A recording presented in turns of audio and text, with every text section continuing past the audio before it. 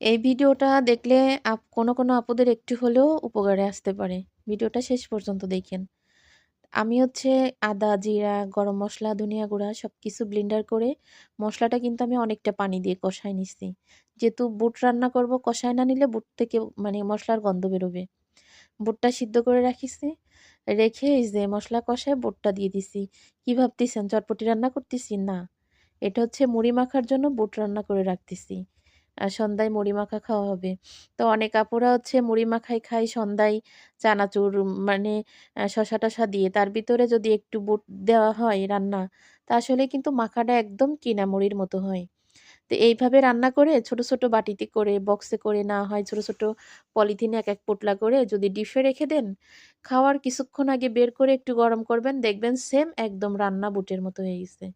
তো মুড়ি মাখার ভিতরে পেঁয়াজ, মরিচ, শসা, চানাচুর দিয়ে আর একটু এরকম বুট